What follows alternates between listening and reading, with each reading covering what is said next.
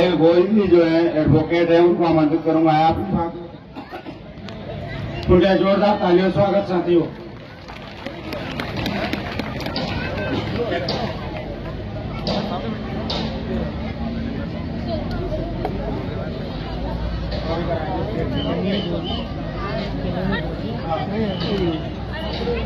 मंच पे विराजमान सभी हमारे आदरणीय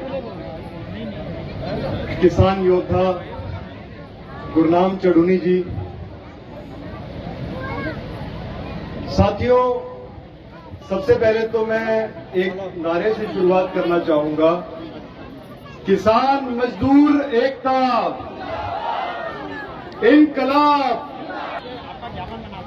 साथियों, बातें तो बहुत गंभीर है लेकिन समय कम है। बहुत ही हम लोग ऐसी परिस्थितियों से इस समय पे गुजर रहे हैं और एक ऐसा समय हमारे सामने खड़ा है जो बहुत ही गंभीर है। इसको कम शब्दों में समेट पाना बहुत ही मुश्किल है, लेकिन मैं पूरी कोशिश करूंगा कि आप लोगों को जो वास्तविकता में इस समय पे षड्यंत्र चल रहे हैं उनके बारे में आप लोगों को अवगत करा सकूं। तो साथियों, जैसा कि आप जानते हैं कि हमारा किसान आंदोलन, जिसके योद्धा और महारथी हमारे साथ यहाँ पे मंच पे विराजमान है, वो किसान आंदोलन जिसने हमें उस गुलामी की बेड़ियों से आजादी दिलाई। अगर वो किसान आंदोलन ना होता तो शायद आज जिन षड्यंत्रों की बात मैं आपसे करने वाला हूं, वो षड्यंत्र शायद 1 साल पहले ही हम सब के ऊपर लागू कर दिए जाते और वो गुलामी की जंजीरें हमारे ऊपर बांध दी जाती। तो उस किसान आंदोलन ने ये शो किया कि कोई बीमारी नहीं है। एक बीमारी ट्रेंडिंग चल रही है, आप सब जानते हो। ये षड्यंत्र इतने गहरे हैं कि मैं नाम लूंगा तो हो सकता है कि ये वीडियो डिलीट कर दी जाए। तो एक कथाकथित बीमारी चल रही है जिससे आप सबको नुकसान हुआ पिछले 2 सालों के अंदर। आप सब समझ रहे हैं मैं किसकी बात कर रहा हूं। मार्च 23, 2020 से हमारे देश के अंदर एक रूपरेखा बनी और हमारे देश के अंदर लगातार एक तालाबंदी का दौर शुरू हुआ, जिस तालाबंदी के माध्यम से हमारे सारे कानून रोक लिए गए और आप लोगों की आजादी को बाध्य कर दिया गया। आप लोगों को कह दिया गया कि आप घरों में बंद हो जाइए, आपके काम धंधे चौपट हो गए। हमारे किसान भाइयों को दुनिया भर का नुकसान हुआ, हमारे मजदूर भाइयों की नौकरी चली गई। कोई हरियाणा से पंजाब की तरफ चल के जा रहा था, कोई हरियाणा से यूपी की तरफ चल के जा रहा था और इन सरकारों ने उन कॉरपोरेट घरानों के लिए सब कुछ किया। जहां आम जनता की रोजी रोटी जो है रात दिन जिसको नुकसान हो रहा था, वहीं उन कॉरपोरेट घरानों की आमदन बढ़ती जा रही थी, दिन दुगनी और रात चौगनी होती जा रही थी। उसी से रिलेटेड, उसी से मुतल्लिक जो ये षड्यंत्र चलते आ रहे हैं, हमारे किसान आंदोलन ने दिखाया ऐसा कोई बीमारी नहीं थी। वहां लोग सब मिलते जुलते रहे, लाखों की तादाद में इकट्ठे हुए। एक अकेला इंसान जो है हमारा किसान भाई या मजदूर भाई इस कथाकथित बीमारी से नहीं मरा, लेकिन फिर भी सरकारों ने इन बीमारियों के नाम पे आप लोगों को बाध्य किया, आपके सारे अधिकार आपसे छीन लिए। आपको कहा कि आप सामाजिक दूरी रखिए, आपको कहा कि आप मुंह पे मुखौटा लगा लीजिए। ये नहीं कहा कि इस मुंह पे मुखौटा जो आप लगा रहे हैं, इस मुंह के मुखौटे का फायदा क्या है। फायदा कुछ नहीं था, लेकिन नुकसान बहुत ज्यादा थे, जिसमें से एक था कि आप लोगों के शरीर के अंदर ऑक्सीजन की सप्लाई घट जाती है और आपके शरीरों के अंदर कार्बन डाइऑक्साइड बढ़ जाती है।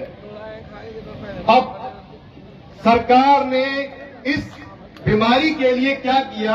सरकार ने आपको कहा कि भाई, आपने कहा कि ये बीमारी कैसे होती है। सरकार कहती है आपको नहीं पता लगेगा। तो हमने कहा भाई कैसे पता लगेगा? सरकार कहती आप ये टेस्ट करवा लो। हमने कहा जी टेस्ट करवा लेते हैं, ठीक है, तो पता लग जाएगा कि हाँ जी पता तो लग जाएगा।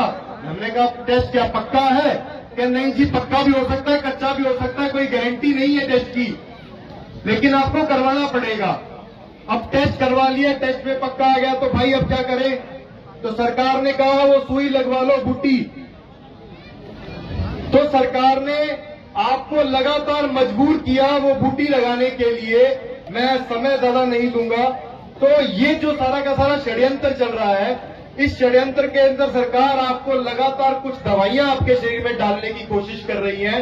और आज आपको विशेष ध्यान देने की जरूरत है, वो ये काला कानून, जिन 3 काले कानूनों की लड़ाई हमने लड़ी, हमारे किसान योद्धाओं ने बड़ी मुशक्कत करी उसके अंदर, और दृढ़ निश्चय रखते हुए उस सरकार को, उस तानाशाही सरकार को बैकफुट पे जाने के लिए मजबूर किया। उसके लिए मैं चडुनी जी को खास तौर पे धन्यवाद देना चाहूंगा। तो वो जो तानाशाही लाने की वो कोशिश कर रहे थे, उसी श्रृंखला के अंदर सरकार अब ये कानून लेके आ रही है जिसका नाम है public health prevention control and management of epidemic bioterrorism disaster bill 2017। जी हां, 2017। सरकार ने 2017 में ही इस कानून को बना लिया था, जिसको आपके ऊपर 2020 के अंदर लाने की साजिश की गई और आपको कहा कि ऐसी कोई बीमारी आ गई है। और आज 2022 के अंदर 5 साल के बाद सरकार उसको मॉनसून सत्र के अंदर पारित करने वाली है। अगर ये कानून पारित हो गया, ध्यान कीजिए, अगर ये कानून पारित हो गया तो इस कानून में ऐसे प्रावधान है, सरकार का आदमी शक के बिना के ऊपर आपकी जो भी संपत्ति है वहां पे घुस सकता है बिना किसी इजाजत के। आपकी जो खेती है उसको ये कहकर बर्बाद कर सकता है कि उसको अंदेशा है कि इसमें कोई कीटाणु हो सकते हैं। ध्यान दीजिए, हो सकते हैं के ऊपर, उसको पता नहीं होगा कि होगा कि नहीं होगा, सिर्फ हो सकता है के बेसिस के ऊपर आपकी फसल को तबाह कर सकते हैं वो लोग, और कह सकते हैं कि आपकी जमीन पे हम कब्जा करेंगे। इतना ही नहीं, कन्वेयंसेस, आपके ट्रैक्टर, ट्रालियां, उनके ऊपर जो सामान आप लेके जा रहे हैं उसको भी जब्त किया जा सकता है इस बिना के ऊपर कि उसमें संदेह है कि कोई बीमारी हो सकती है। और बीमारी कौन सी? इसमें तो आम खांसी जुकाम भी लिख रखा है। उस आम खांसी जुकाम के नाम पे आपकी संपत्ति को जब्त किया जा सकता है, आपकी खेती बाड़ी को नष्ट किया जा सकता है, आपके पशुधन को, ध्यान दीजिए, आपके पशुधन को, गाय भैंस को किसी भी प्रकार का सुई लगा सकते हैं और आपके पशुधन को मारा जा सकता है। यहां लिखा हुआ है कि वो मार सकते हैं, सिर्फ इस चीज के नाम पे कि उनको शक है कि हाँ इससे कोई बीमारी फैल सकती है। आज आप देख रहे हैं सरकारें जो हैं हरियाणा के अंदर, राजस्थान में और गुजरात में इस प्रकार के कानून लेके आई है कि शहरों के अंदर आप अपनी गाय भैंसों को नहीं रख सकते एक से ज्यादा। एक से ज्यादा अगर आप रखोगे तो आपको अनुमति नहीं है, और एक रखोगे तो उसके लिए आपको लाइसेंस लेना पड़ेगा। तो ये लाइसेंस का राज लाने वाले हैं उन्हीं कॉरपोरेट घरानों का, और आपको मजबूर करेंगे कि उनको आपको पैसा देना पड़ेगा। उसके बाद इस कानून के अंतर्गत आपको जब चाहे कोई भी, आपको जब चाहे, जरा मेन पॉइंट्स हैं आपके लिए कि आपको जब चाहे वो कह सकते हैं कि बीमारी फैल सकती है। ध्यान दीजिए, फैल सकती है के बिना पे, उस बिना पे आपको कहा जा सकता है अपने अपने घरों के अंदर आप बंद हो जाइए, आप अपनी अपनी जमीन को छोड़ दीजिए, आप अपनी अपनी संपत्ति को छोड़ दीजिए।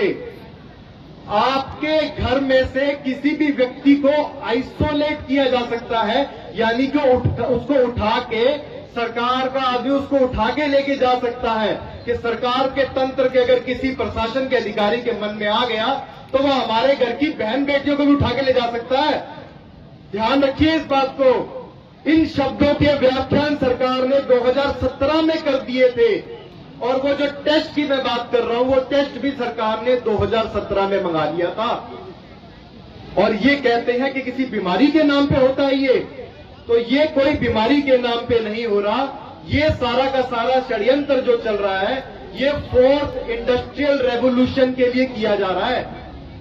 इसके तहत रोबोट्स उतारने इन्होंने, और आर्टिफिशियल इंटेलिजेंस के माध्यम से जो काम आप लोग करते हैं वो काम सारा कंप्यूटर के माध्यम से किया जाएगा और रोबोट्स के माध्यम से किया जाएगा। तो ये बहुत गहरे षड्यंत्र है, लेकिन इसके लिए आप सबको मिलकर आवाज उठानी होगी। और मैं मंच पे जो हमारे विराजमान है, जो हमारे किसान योद्धा, उनसे मैं चाहूंगा कि हमारा समर्थन करें इसके अंदर, क्योंकि ये बहुत बड़ी लड़ाई है। और जैसे कि हम सबने मिलके किसान आंदोलन के लिए लड़ाई लड़ी और इस सरकार को बैकफुट पे जाने के लिए मजबूर किया, उसी तरह से इस कानून को रोकने की इस समय पे बहुत ज्यादा आवश्यकता है। और ज्यादा मैं नहीं कहूंगा, इसमें सरकार ने ऐसे भी प्रावधान किए हैं कि आपकी चिट्ठी पत्री तक को रोक सकते हैं। ध्यान दीजिए, आपकी चिट्ठी पत्री को भी रोक सकते हैं। आप सरकार को कोई चिट्ठी लिखेंगे तो वो रोक दी जाएगी। तो ऐसे ऐसे प्रावधान है इस कानून के अंदर, आप पढ़िए इनको। और मेरे यहाँ पे जो भी मौजूद है, इन सबको मैं ये जो कानून की कॉपी है मैं देके जाऊंगा। और मैं चाहूंगा कि आप सब लोग जो है इसके अंदर हमारा सपोर्ट करें, क्योंकि ये बहुत ही गहरे षड्यंत्र हैं। और ये सब लोग जो है हमें पूरा कंट्रोल करना चाहते हैं, हमारे खेती पे, हमारे अनाज पे जो घर में पड़ा हुआ हर एक चीज पे कंट्रोल करना चाहते हैं। और सरकार चाहती है कि आपका अनाज भी सरकार के नियंत्रण में हो, क्योंकि जब आपका अनाज सरकार के नियंत्रण में होगा तभी आप लोग जो है पूरे गुलाम बन पाएंगे। इतना ही मैं कहना चाहूंगा। आप सबसे उम्मीद है कि आप सब इन बातों को समझेंगे और हमारा इस लड़ाई के अंदर साथ देंगे। इसी के साथ किसान मजदूर एकता, इनकलाब